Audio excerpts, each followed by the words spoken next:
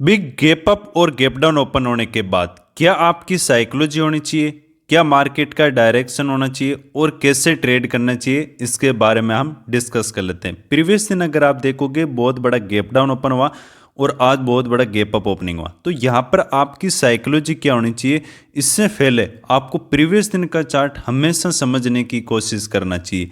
Previous दिन market में एक ऊपर की तरफ स्विंग लगाया, अच्छी खासी सेलिंग आई, इसका मतलब है जो भी यहाँ पर सेलर्स थे वो अच्छे प्रॉफिट में थे। जब बहुत ज़्यादा मार्केट में गैप डाउन ओपन हुआ तो यहाँ से कंटिन्यू अपसाइड में जाके इन सेलर्स को टारगेट नहीं किया जा सकता। इसका मतलब कहीं ना कहीं हमें बाइंग साइड की पोजीशन नहीं बनानी है।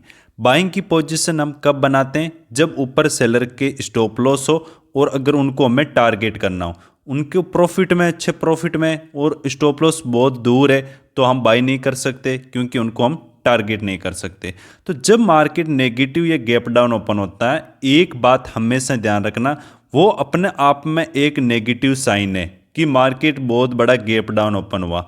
वो खुद अपना आप में एक डाउन ट्रेंड को बताता है। वैसे मार्केट का ट्रेंड भी डाउन ट्रेंड है, ऊपर से मार्केट बहुत बड़ा गैप डाउन ओपन हुआ, इसका मतलब नेगेटिव साइन है। ज़्यादातर की साइकोलॉजी यहाँ पर होती है बाइंग साइड की। क्यों? क्योंकि यहाँ पर आप देखोगे ग्रीन कैंडल स्टिक बनाया, इनसाइड कैंडल स्टिक बनाया, और ये मार्केट में ये जो गैप है हर किसी को दिखाई देता है, तो हर कोई बाय करने की कोशिश करता है कि मार्केट गैप को फील कर सकता है, ये कम से कम यहाँ तक आ सकता है, यहाँ के बाद हो सकता है कि रेजिस्टेंस ले, तो हर कोई यहाँ पर बाय करने की कोशिश करता है। लेकिन ज़्यादातर आप देखना 80 से 90% मार्केट में गे फील होते हैं, ऐसी बात नहीं है। लेकिन ज़रूरी नहीं है कि उसी दौरान या मॉर्निंग में फील होगा या उसी दिन होगा। 1 मंथली भी लग सकता है, 1 साल भी लग सकता है, 2 साल भी लग सकता है। ज़रूरी नहीं है कि वो गैप उसी की ही दिन फील होगा, नहीं। तो आपको क्या करना है, जब भी गैप डाउन और गैप अप ओपनिंग होता है वहाँ पर आपको प्राइस का कन्फर्मेशन करना है कि किसके स्टॉप लॉस अवेलेबल है। जैसे यहाँ पर सेलर के स्टॉप लॉस है बट बहुत ज़्यादा दूर है, तो टारगेट नहीं कर सकते। इसका मतलब जैसी प्रॉफिट बुकिंग आती है, मान लो किसी ने यहाँ पर सेल किया है, प्रॉफिट बुकिंग आता है, उसके बाद वापस उसी डायरेक्शन में हम ट्रेड करने की कोशिश करेंगे। नहीं तो आप बार बार ब्रेकआउट में करोगे तो लॉस होगा, फिर ब्रेकआउट में करोगे तो फिर लॉस होगा। लेकिन मार्केट का ट्रेंड भी नेगेटिव है। मार्केट जब तक हमेशा वो नेगेटिव साइन कब तक रहेगा, अगर बहुत बड़ा गैप डाउन ओपन हुआ है, अगर वो गैप को फील करके ऊपर कैंडल क्लोज कर देता है और कंटिन्यू करता है, तब हम समझेंगे कि मार्केट में कहीं ना कहीं स्ट्रेंथ है। गैप डाउन ओपन होने के बाद गैप को भी फील कर दिया, कैंडल क्लोज करके कंटिन्यू फॉलो थ्रू मिल रहा है, इसका मतलब कहीं ना कहीं बाहर से एक्टिव है, मार्केट में स्ट्रेंथ है, तो हम कंटिन्यू में ट्रेड कर सकते हैं। लेकिन जब तक फील ना करे, आपको जो भी ब्रेकडाउन देख के, प्राइस एक्शन देख के सेलिंग साइड की अपॉर्चुनिटी को देखना है। अब प्रीवियस दिन, आज मार्केट बहुत बड़ा गैप अप ओपनिंग हुआ, तो प्रीवियस दिन के चार्ट को समझते हैं। मार्केट अपसाइड में गया, जिसने बाई करने की कोशिश की उन सबको मार्केट ने निकाला और 48,000 के पास यहाँ पर क्लोजिंग किया है।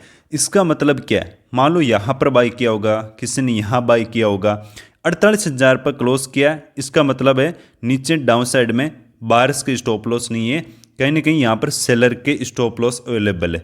जब मार्केट यहाँ पर गैप अप ओपनिंग हुआ, क्या इसने फर्स्ट कैंडल स्टिक के लो को ब्रेक किया? बिल्कुल भी नहीं।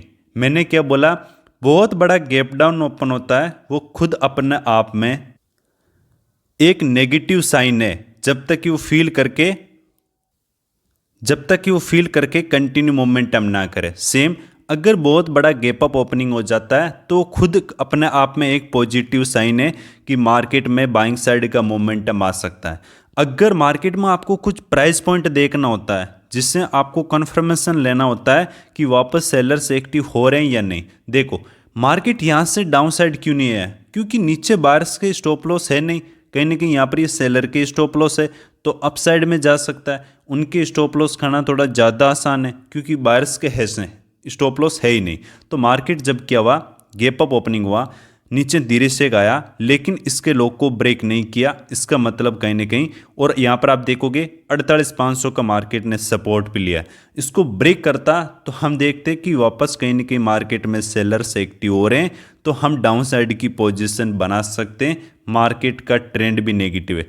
लेकिन इसको ब्रेक करके इसके वापस क्या अंदर आया? बिल्कुल भी नहीं। इसका मतलब कहीं ना कहीं ऊपर की तरफ जो भी सेल किए उनका स्टॉप लॉस हिट हो रहा है, सेलर्स मार्केट से निकल रहे हैं, कहीं ना कहीं बाहर से एक्टिव हो रहे हैं। क्या मार्केट ने हाई ब्रेक करने के बाद उसके अंदर कोई कैंडल क्लोज किया है?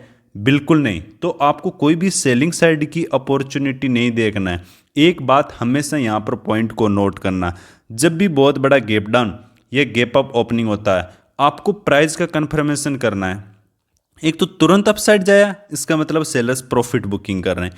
लेकिन अगर अपसाइड में जा रहा है, बार बार ब्रेकआउट कर रहा है, बार बार हर किसी को इनवाइट कर रहा है बाई करने के लिए कि आ जाओ गैप फील है, कभी ट्रेड नहीं करना।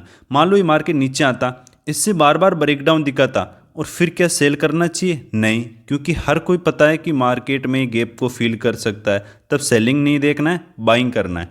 दूसरी बात है, आपको बायर्स और सेलर के स्टॉप लॉस को आइडेंटिफाई करना है। प्रीवियस दिन सेलर के स्टॉप लॉस अवेलेबल थे, लेकिन वो बहुत दूर थे और अच्छे प्रॉफिट में थे, तो इसलिए टारगेट नहीं कर सकते, तो इसलिए हमने कहीं ना कहीं बाइंग साइड की पोजीशन नहीं बना सकते।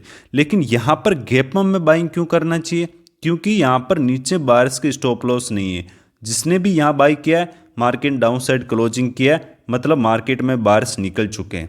ये जो यहाँ पर सेल किए हैं, यहाँ पर ये सेलर्स है, ये सेलर्स है, उनके स्टॉप लॉस ऊपर की तरफ है, तो स्टॉप लॉस की तरफ ही मार्केट हमेशा मोमेंटम करता है। इसी कारण से आज के दिन आप देख सकते हो अपसाइड मोमेंटम मिला, डाउन साइड नहीं। क्यों?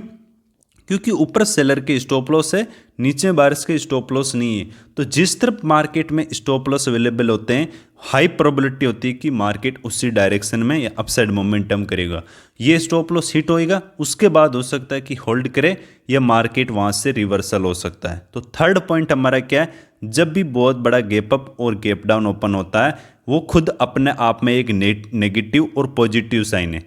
बिग गैप डाउन मतलब कहीं ना कहीं न्यूज हो सकता है या कोई बड़ा प्लेयर्स हो सकता है, तो नेगेटिव साइन है। बहुत बड़ा गैप अप मतलब वो खुद अपना आप में एक पॉजिटिव है। कैसे?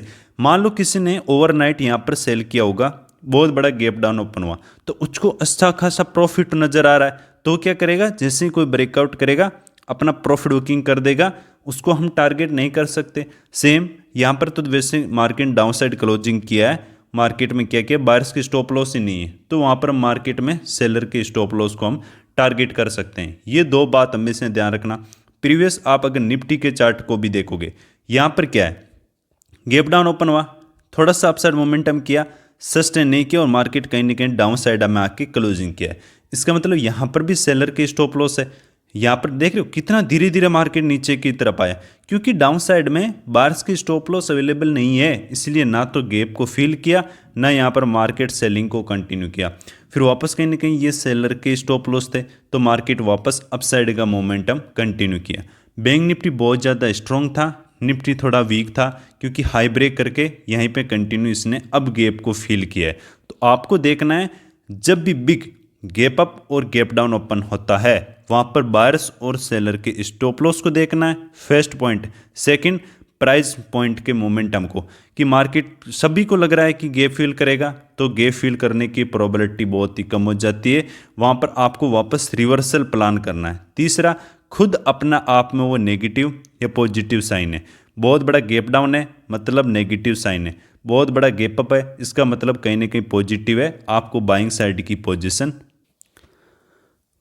की पोजीशन बनाना चाहिए। वीडियो पसंद आए वीडियो को लाइक करो एंड सब्सक्राइब करो। मिलते हैं नेक्स्ट वीडियो में। Thank you. जय हिंद।